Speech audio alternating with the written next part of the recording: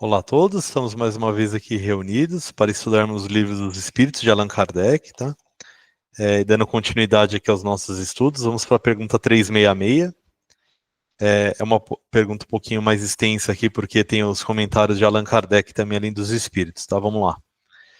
Que se deve pensar da opinião dos que pretendem que as diferentes faculdades intelectuais e morais do homem resultam da encarnação nele de outros tantos espíritos diferentes entre si, cada um com uma aptidão especial?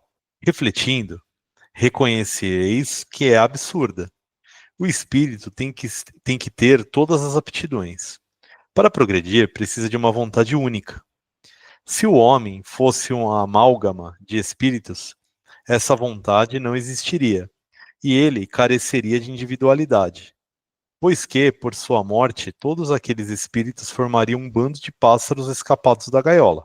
Queixa-se a miúde o homem de não compreender certas coisas, e, no entanto, curioso é ver-se como multiplica as dificuldades, quando tem ao seu alcance explicações muito simples e naturais. Ainda neste caso, tomam o efeito pela causa, fazem com relação à criatura humana o que, com relação a Deus, faziam os pagãos, que acreditavam em tantos deuses quantos eram os fenômenos do universo. Se bem que as pessoas sensatas com eles coexistem, apenas viam em tais fenômenos efeitos provindos de uma causa única, Deus. Aí Allan Kardec complementa aqui, tá? O mundo físico e o mundo moral nos oferecem a este respeito vários pontos de semelhança. Enquanto se detiveram na aparência dos fenômenos, os cientistas acreditaram fosse múltipla a matéria. Hoje compreende-se ser bem possível que tão variados fenômenos consistam apenas em modificações da matéria elementar única.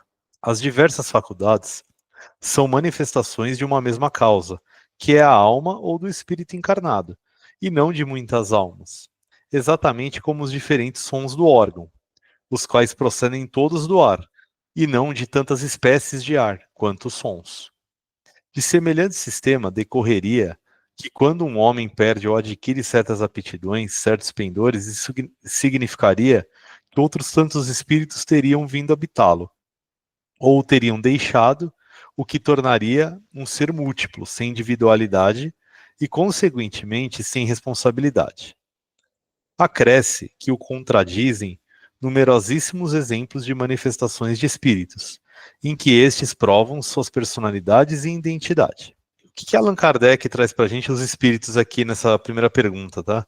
Que existe apenas um Deus, tá? Que antigamente acreditava-se que existiam vários deuses, né? Conforme fenômenos que iam aparecendo, mas esses fenômenos, na verdade, eram manifestações de Deus, então todos eles levavam a Deus. E não vários deuses, tá? Não tinham vários deuses que cada fenômeno promovia alguém a Deus ali. Não, não, é um único Deus, tá? Pergunta 367. Unindo-se ao corpo, o espírito se identifica com a matéria? A matéria é apenas o envoltório do espírito, como o vestuário o é do corpo.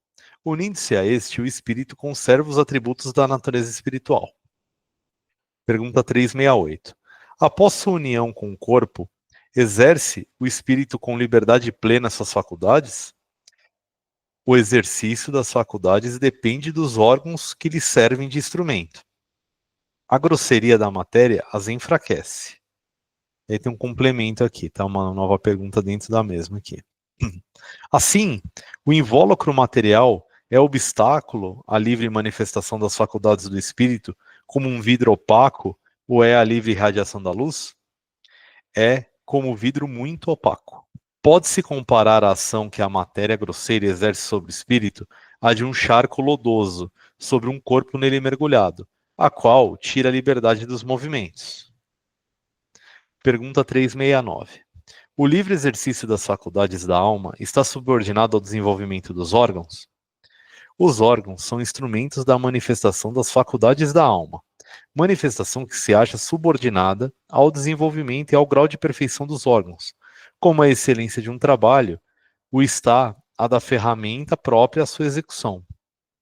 Então, né, é trazido para a gente aqui que o corpo, né, é como se fosse uma vestimenta do espírito, tá? mas ele acaba abafando aí algumas coisas do espírito, por isso que ele fala que é um vidro opaco, tá? Tem algumas características do espírito que ficam latentes, mas outras características não, tá? Elas ficam ali suplantadas para que cada encarnação a gente tenha as lições necessárias aí, tá bem? Então por hoje é isso, que a paz de Deus e Jesus fique com todos, graças a Deus.